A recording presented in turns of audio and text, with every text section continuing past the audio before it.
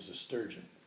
It was 6'2" long, weighed 115 pounds. Took 3 guys and me to pull it up out of the water, onto the dock. When we hung it up, it was way over my head. It was illegal by 2 inches. Because it was beyond the slot. Beyond the 6 foot. Yeah. Yeah, but we kept it anyway. Trim the tail off. Yeah. Get the scissors. Yeah, right. Yeah. Anyway, we shared that with everybody in the neighborhoods. Yeah. Oh God, so much meat you could. Hell, then, oh wow, I'd say the thing was that big around. Yeah. Huge. Yeah. God, ugly. They're. Ugly, but they taste good. Yeah, they do. And Mary, she got a picture of her kissing it. I've got that picture. Yeah. Yeah. Boy, she was sure proud of that one. See, I told you you're supposed to kiss a fish. Yeah, you gotta kiss the fish. Yeah. Well, anyway, the fishing's gone, and what else did we do? Motorcycles. Now, did you have? Yeah. Now, I know you had a motorcycle, but for some reason in the back of my mind, I thought you had like an aerial. I did. Okay, that's My first motorcycle was a Harley. yeah. It was a 1941, 61 model. Yeah. Had a gear shift on the left-hand side and a suicide clutch. And I bought this in Red Bluff at it was a little guy did, he had kind of a shade tree garage, Yeah. And I worked at a gas station in Red Bluff at the time, at a Union 76 station. I had to pass it on the way home to Gerber, where Mom and Dad lived. One day I went by and I saw that motorcycle and I thought, oh, God. It's my dream to own a motorcycle, Yeah. So I didn't stop that day. The next day, though, it was still there. So I stopped off. I asked the guy how much he wanted for it. He said $200. So I said, well, I got to see if I can get $200. I forget if I asked Dad for it or what. I got it. I got the money anyway. The next day, I think Jim Hendricks let me off at work, so I walked over to the motorcycle and bought it. Yeah. The guy says, have you ever ridden one? I said, no. So he said, well, Nope. let me kind of go over this with you. So he did. He kind of went over it with me. So I kicked it over and right away, man, I was all hot, man. I was going. So I put it in gear, and you had to lean over because it was a suicide clutch. Because if you lean that way, Yeah. you're going to lose it. So I put the clutch in and I put it in gear and I eased up on the gas and I killed it right away, of course, And so I started it again, went through the thing again. Pretty soon I got it going and it was going, and I got it up on the road where I could let off the clutch and feel free and then open the throttle a little and gain a little speed and shifted gears. It had the notches, 1 through 4, I think it was. And anyway, oh boy, here I am, I went home, and I couldn't wait to get up the next morning to go to work so I could ride my motorcycle. I bought a helmet with the ears, Yeah. and the goggles. Leather ears. Oh, there was something else. And anyway, I actually learned to ride on that motorcycle. Yeah. And I had a lot of fun with it. I got pretty damn good. One day Jim Hendricks says to me, he says, I was at work at the gas station, and he came to the gas station. He says, why don't you let me ride your motorcycle? I said, I don't know, Jim. And he says, oh, come on, let me ride it. I'll just go around the block. So I said, what the hell? Why not? So he got on it. I showed him everything I could show him, and he left his foot off the clutch and went whoo, straight across the street, ran into the curb, flew him over the handlebars. Here's my motorcycle laying on the ground, running, Oh, God, and I ran across the street there. And I shut it off and I picked it up and looked it over, and it had a few scratches on it, but nothing serious, Yeah. Oh, I didn't even know if he had any scratches. I was so mad, Anyway, then I think I sold that. Yeah, I just sold it outright to a guy. And I moved out to Los Angeles. And I went to work for the Southern Counties Gas Company down there, which would be like PG&E here, Yeah. the gas part of it, And I worked there for a little while, and pretty soon I got a job in this place called Regan Forge and Engineering. They made parts for oil derricks, like the crown blocks Yeah. and the traveling block that puts the bit into the well and spins it, And they make the hole openers, which they call them. In other words, when the casing got clogged up, they would put this torpedo-looking thing in there with blades on it in there to scrape Router it out. wall scrapers, they call them, yeah. And the guy's son that owned the company I became good friends with him, And he and I both talked about motorcycles, So one day he says, I'm gonna go buy a motorcycle today. He says, you want to go with me? I said, yeah. So I went with him. We went, and he bought a brand new Triumph, and I bought that Ariel Square 4. Mm-hmm. Best bike I ever had. God, that thing, it would scream, Rod. Yeah. I mean, 4 cylinders, Yeah. I figure, and a little light bike like that, but it was kind of on a chopper frame. Yeah. It almost looked like a Harley chopper, with the way the guy customized it. It was really great. To make a long story short, we drove home, Tim and I, him on his Triumph and me on my Ariel. We get to this intersection where he had to go one way and I had to go the other. And I says, I'll see you tomorrow. This was the day before Thanksgiving. Yeah. The next day he got killed on his motorcycle. Is that right? So he owned it for one day. One day. He got head on with a car. Yeah. Yeah, got killed in his motorcycle. So, needless to say, I didn't drive my motorcycle to work because Yeah. that's where his dad was president of the company.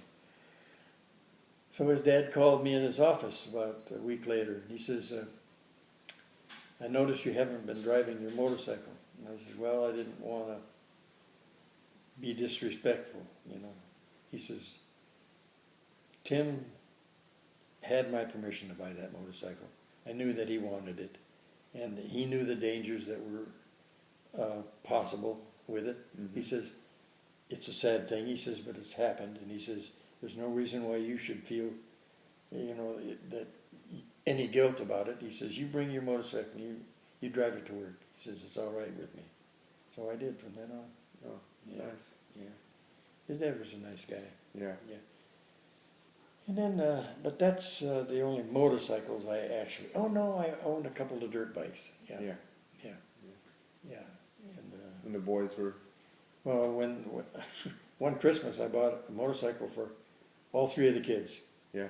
Jackie, Ricky, and Esther, a little Honda 50. Yeah.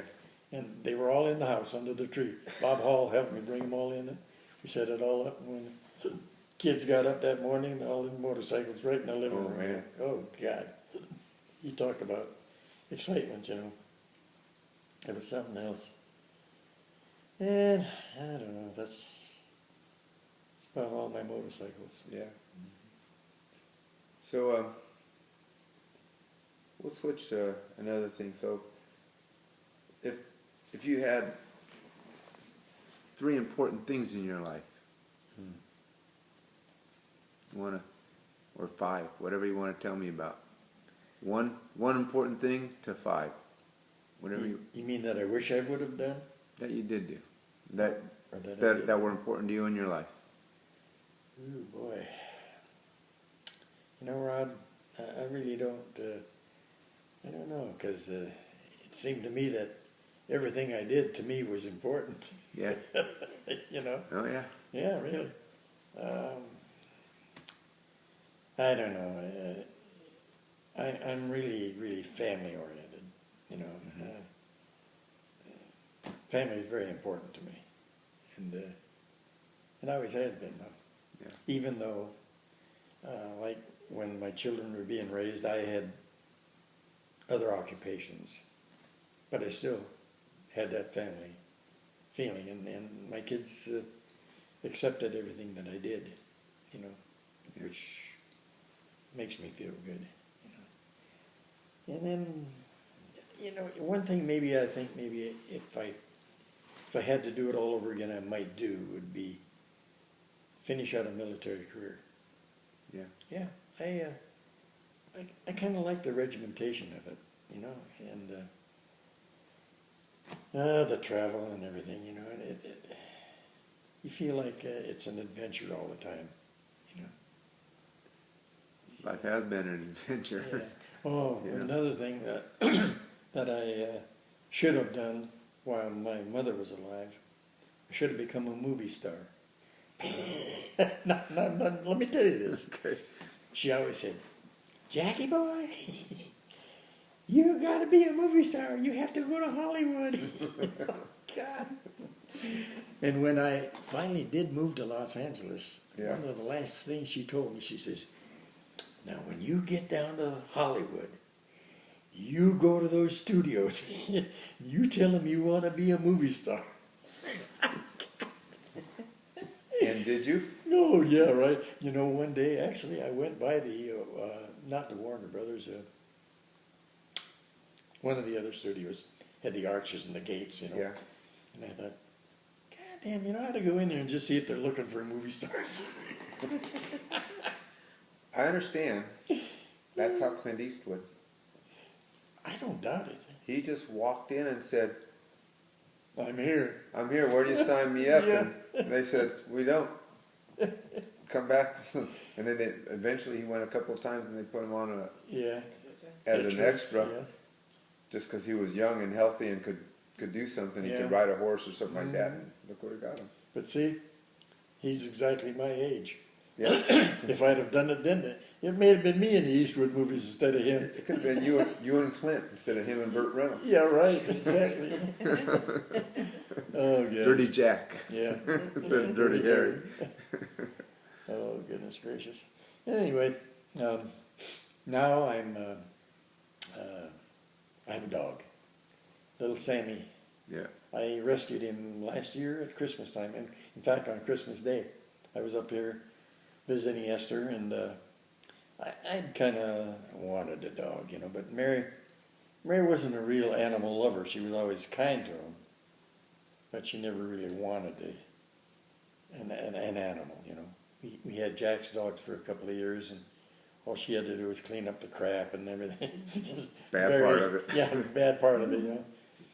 But, I don't know, I've always kind of been a dog lover, you know. And Esther says, well, why don't we go over to PetSmart? They're having a big rescue day today, you know, where they're going to have a lot of animals there. Mhm. Maybe you can see something you like. Yeah, the minute I walked in there, in this one cage, you know, probably this big around, they had 4 dogs in there. Right away I saw Sammy, and I said, oh, God. That's the got to one. be it, you know. That's gotta be it. Yeah. Oh, the newlyweds are here. Yeah, and so anyway, I adopted it, but his name wasn't Sammy, it was Percy.